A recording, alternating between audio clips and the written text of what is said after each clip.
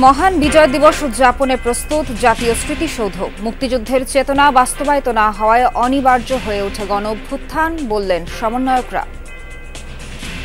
এবারে বিজয় দিবস আমাদের জন্য আরো বেশি আনন্দের, কারণ আমরা আরেকটি দ্বিতীয় বিজয় আমরা লাভ করেছি এই বছর। আগামীর বাংলাদেশে নতুন করে আর কোনো যেন ৭১-২৪ না হয়।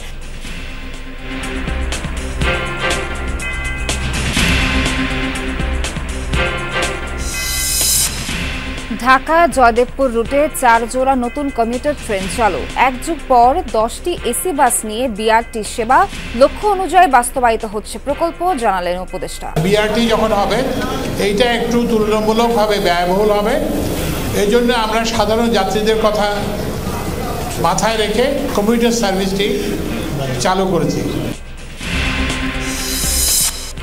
মার্কিন গণমাধ্যম এবিসি নিউজের সাথে ডোনাল্ড ট্রাম্পের আপোষ, $15 মিলিয়ন ক্ষতিপূরণের বিনিময়ে তুলে নিলেন মামলা।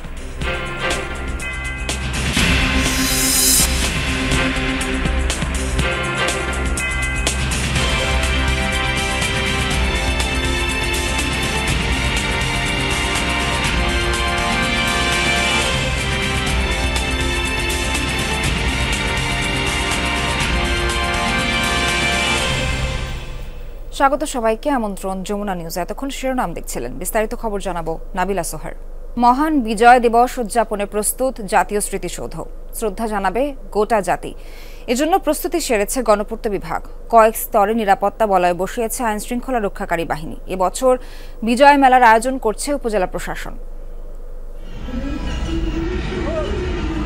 যাদের রক্ত আর সর্বোচ্চ ত্যাগের বিনিময়ে পরাধীনতার শিকল ভেঙে স্বাধীন আকাশে উড়েছে লাল সবুজের পতাকা, বিশ্বের বুকে জন্ম নিয়েছে ৫৬,০০০ বর্গমাইলের মানচিত্র, সেই বীর সন্তানদের শ্রদ্ধা জানাতে প্রস্তুত সাভারের জাতীয় স্মৃতিসৌধ।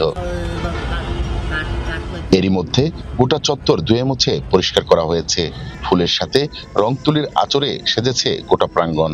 গণপূর্ত অধিদপ্তরের পক্ষ থেকে পুরো স্মৃতিসৌধ কমপ্লেক্সকে ধুয়ে মুছে পরিষ্কার পরিপাটি করা, ফুল দিয়ে সাজানো, রং তুলির কাজ, সিসি ক্যামেরা স্থাপন, লেক সংস্কার সহ সকল কার্যক্রম সম্পন্ন করেছে সাভার স্মৃতিসৌধ। মহামান্য রাষ্ট্রপতি, মাননীয় প্রধান উপদেষ্টা সহ লক্ষ লক্ষ জনতার শ্রদ্ধা নিবেদনের জন্য পুরোপুরি প্রস্তুত রয়েছে। শুধু সৌধ প্রাঙ্গণ নয়, দিবসটিকে ঘিরে গোটা উপজেলা সেজেছে নতুন সাজে। উদযাপিত হবে বিজয় মেলা সহ নানা অনুষ্ঠান।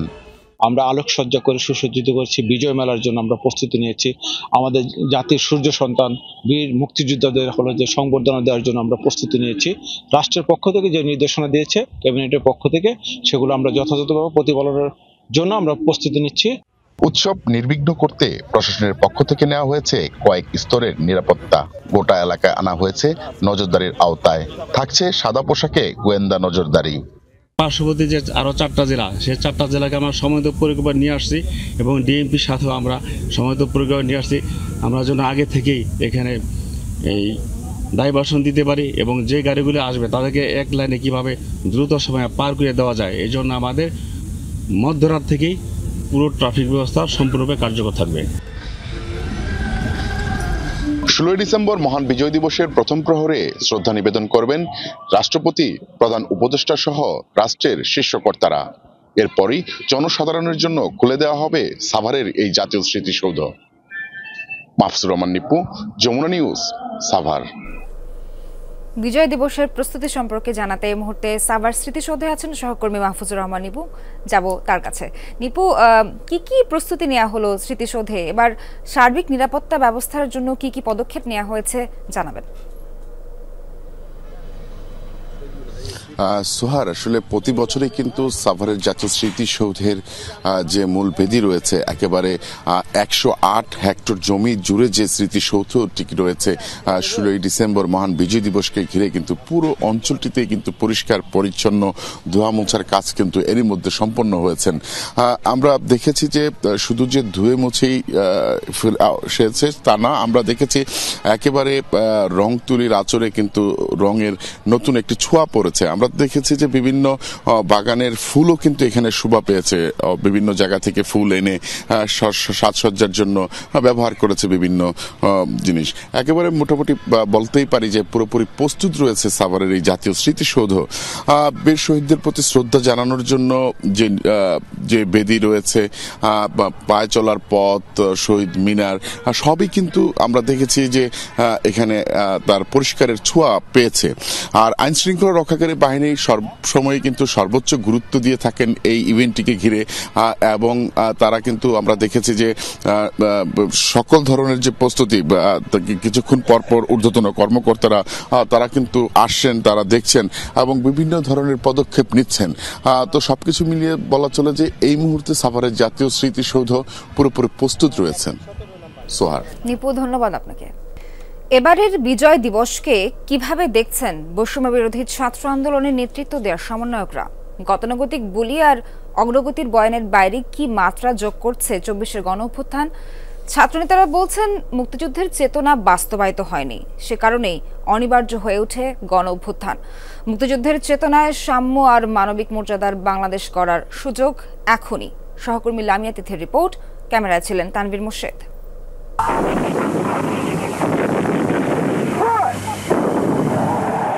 দিনে দিনে জমতে থাকা বৈষম্যের বিরুদ্ধে প্রতিবাদ আর প্রতিরোধ চূড়ান্ত রূপ নেয় 1971-এ। পাক হানাদার বাহিনীর বিরুদ্ধে 9 মাসের লড়াই শেষে আসে বিজয়। বাঙালি মুক্ত স্বাধীন দেশের স্বাদ পায় 16ই ডিসেম্বর। যে স্বপ্ন আর লক্ষ্য ছিল কালো পিচ ঢালা পথ, বুকের লাল রক্তে ভাসিয়েছিল সাহসী সন্তানেরা, তাদের সেই আকাঙ্ক্ষা কি পূরণ করেছে বাংলাদেশ? পাওয়া না পাওয়ার হিসাব আর গণতন্ত্রহীনতা আবারও রাজপথে নামিয়েছে তরুণদের।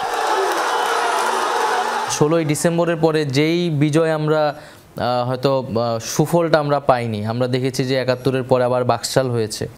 নাহিদ ইসলাম বলছিলেন, স্বাধীনতা অর্জন কেবল কোনো একক দল বা ব্যক্তির কৃতিত্ব নয়।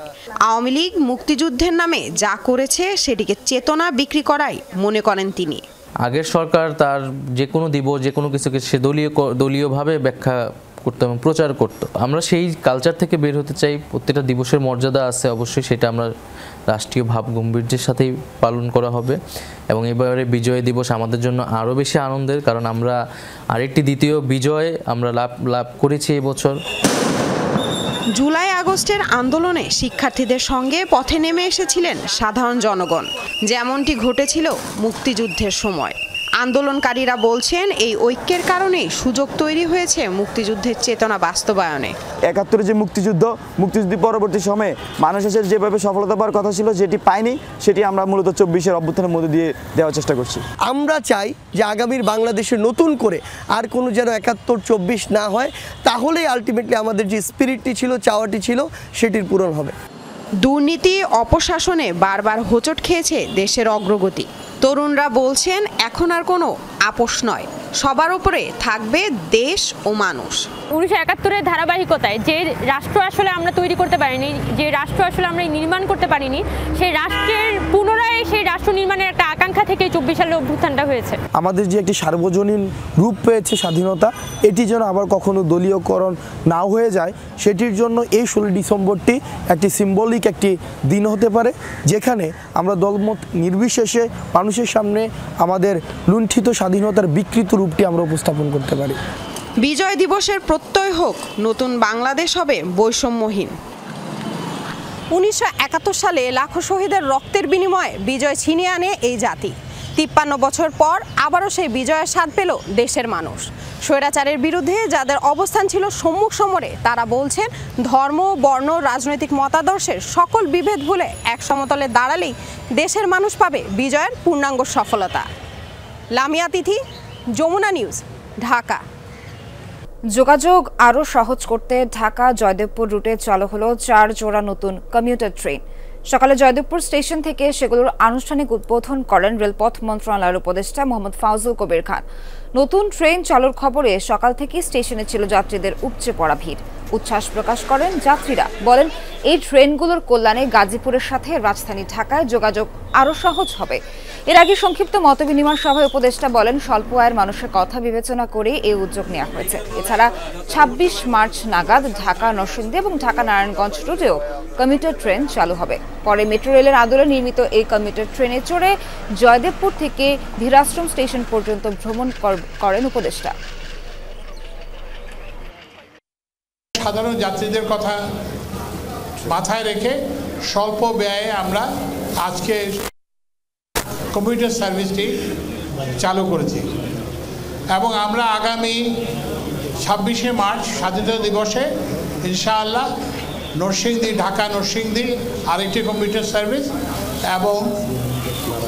এবং নারায়ণগঞ্জ ঢাকা নারায়ণগঞ্জ এই দুটি কমিউটার সার্ভিস চালু করবো ইনশাআল্লাহ। কাজ শুরুর এক যুগ পর বিআরটিসির 10টি শীতাতপ নিয়ন্ত্রিত বাস দিয়ে চালু হলো বাস র্যাপিড ট্রানজিট বিআরটি প্রকল্পের সেবা। সকালে শিববাড়ি বিমানবন্দর গুলিস্তান রুটে এই যাত্রী সেবার উদ্বোধন করেন সড়ক পরিবহন ও সেতু মন্ত্রণালয়ের উপদেষ্টা মোহাম্মদ ফাজুল কবির খান। আগামী বছরের জুন মাসের মধ্যে এই বিআরটিএ প্রকল্পটি পুরোপুরিভাবে সম্পন্ন হওয়ার কথা বলেন। এই প্রকল্পে ৪,০০০ কোটি টাকার বেশি ব্যয় হলেও কোনো সুবিধা পাচ্ছিল না জনগণ। উন্নয়নের লক্ষ্য অনুযায়ী বিভিন্ন প্রকল্প বাস্তবায়ন করছে অন্তর্বর্তী সরকার। জানান এখন এই বিআরটিএ লেন দিয়ে ছোট বাহন এবং বিআরটিসি বাস চলবে। এ সময় অভিযোগ তোলেন শুধু বিআরটি নয়, দেশের সব প্রকল্পেই দুর্নীতি হয়েছে। বিগত সরকারের দুর্নীতির ব্যাপারে যথাযথ তথ্য দেওয়া হলে ব্যবস্থা নেবে সরকার, এই প্রতিশ্রুতি দেন উপদেষ্টা। রাস্তার মধ্যে আমাদের দীর্ঘ যে জ্যামের মধ্যে বসে থাকা, সেটা আজকে আশা করি অবসান ঘটবে। স্বাভাবিকভাবেই যদি এটা মান ধরে রাখতে পারে তাহলে আমরা বিশ্বাস করি যে গাজীপুরবাসী আমরা যারা আছি আমরা অনেক বেশি উপকৃত লাভ করব। আজকে এই অসম্পূর্ণভাবে এই বিআরটিসি বাস চালু করা এই উদ্যোগেরই অংশ। আমরা আশা করি যে এটা মানুষে আপনারা সবাই এর গাজীপুরবাসী এর সুবিধা গ্রহণ করবেন। ধানমন্ডি ৩২ নম্বরে শেখ মুজিবুর রহমানের প্রতিকৃতিতে ফুল দেয়া নিয়ে ঘটল চরম নাটকীয়তা। নিরাপত্তা বেষ্টনী পার হওয়ায় স্থানীয়দের সাথে হয় দুই নারীর বাগবিতণ্ডা। এক পর্যায়ে তাদের পুলিশের কাছে সোপর্দ করে উপস্থিত জনতা। শনিবার রাতে ঢাকা বিশ্ববিদ্যালয়ের শামসুন্নাহার হলের ছাত্রলীগের সহ সভাপতি নিশিতা ইকবাল নদীকে গ্রেফতার করেছে গোয়েন্দা পুলিশ। শনিবার সন্ধ্যায় ধানমন্ডি ৩২ নম্বরের নিরাপত্তা বেষ্টনী পার হয়ে ভেতরে প্রবেশ করে দুই নারী। এ সময় তারা শহীদ বুদ্ধিজীবী দিবস স্মরণে শেখ মুজিবুর রহমানের প্রতিকৃতিতে ফুল দিয়ে শ্রদ্ধা জানানোর চেষ্টা করে। স্থানীয় জনতা এ সময় তাদের আটক করেন। উভয় পক্ষের মধ্যে চলে বাকবিতণ্ডা।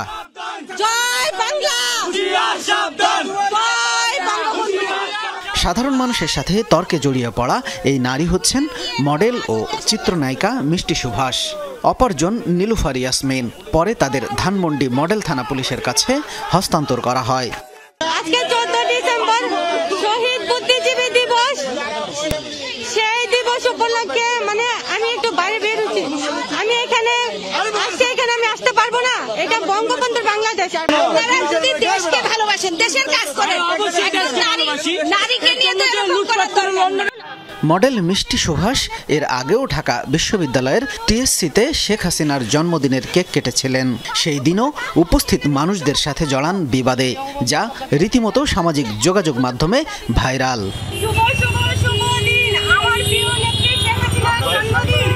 এদিকে ঢাকা বিশ্ববিদ্যালয়ের শামসুন্নাহার হলের নিষিদ্ধ সংগঠন ছাত্রলীগের সহসভাপতি নিশিতা ইকবাল নদীকে গ্রেপ্তার করা হয়েছে।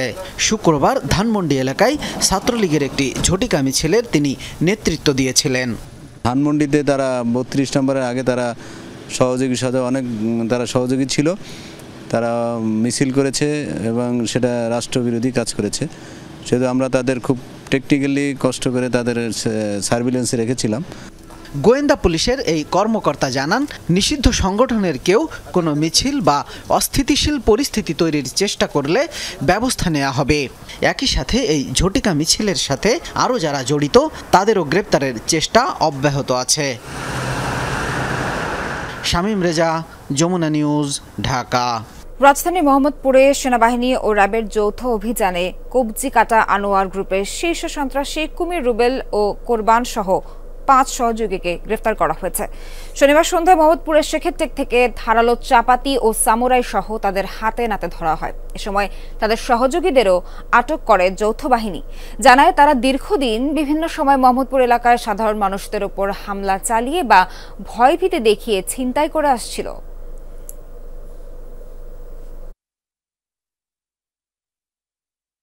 কনকনে ঠান্ডার সাথে হিমেল হাওয়ায় কাহিল সারা দেশের জনজীবন। আজও সর্বনিম্ন তাপমাত্রা রেকর্ড হয়েছে চুয়াডাঙ্গায় 9.3 ডিগ্রি সেলসিয়াস। সকালে কুয়াশায় ঢাকা থাকে চারপাশ, বেলা গড়ালেও কমছে না ঠান্ডা। চুয়াডাঙ্গার পাশাপাশি পঞ্চগড় ও রাজশাহী জেলায় বইছে মৃদু শৈত্যপ্রবাহ। আবহাওয়া অফিস জানিয়েছে 20 তারিখের পর তাপমাত্রা আরও কমবে। শীত জেঁকে বসায় ব্যাহত জীবনযাত্রা, বেশি বিপাকে খেটে খাওয়া আর ছিন্নমূল মানুষ। শীত বস্ত্রের অভাবে কষ্টের শেষ নেই। ঠান্ডার সাথে পাল্লা দিয়ে বাড়ছে রোগবালাই, আক্রান্তদের বেশিরভাগই শিশু। মহান বিজয় দিবস ঘিরে মাত্র দুদিনে ফুলের রাজধানী খ্যাত যশোরের গদখালিতে 2 কোটি টাকার ফুল বিক্রি হয়েছে। ভালো দাম পাওয়ায় খুশি চাষিরা। পাইকারি ও খুচরা বিক্রেতারাও বলছেন চাহিদার তুলনায় সরবরাহ কম থাকায় বেড়েছে দাম। দেশের বিভিন্ন প্রান্ত থেকে আসা ব্যবসায়ী ও কৃষকদের হাঁক ডাকে মুখরিত মোকাম। প্রতি পিস গোলাপ 12 থেকে 15 টাকা, রজনীগন্ধা 10 টাকা, মানভেদে প্রতি পিস জারবেরা ফুল 10 থেকে 17 টাকায় বিক্রি হচ্ছে। প্রতি পিস চন্দ্রমল্লিকা 2 থেকে 3 টাকা এবং গাঁদা প্রতি 1000 4 থেকে 550 টাকা দরে বিক্রি হচ্ছে কৃষক। চলতি বছর অতিবৃষ্টিতে ফুলের ক্ষেত নষ্ট হয়েছে, আর বিজয় দিবস উপলক্ষে সব ধরনের ফুলের দামও বাড়তি। ফ্লাওয়ার সোসাইটি বলছে বিজয় দিবস, ইংরেজি নববর্ষ, পহেলা ফাল্গুন, বসন্ত বরণ উপলক্ষে 100 কোটি টাকার বাণিজ্য হবে। চন্দ্রমল্লিকা আনছিলাম, জারবেরা আনছিলাম, গাঁদা আনছিলাম। চন্দ্রমল্লিকা 3 থেকে 4 টাকা 5 টাকা বেশি, গাঁদা 6-7 টাকা।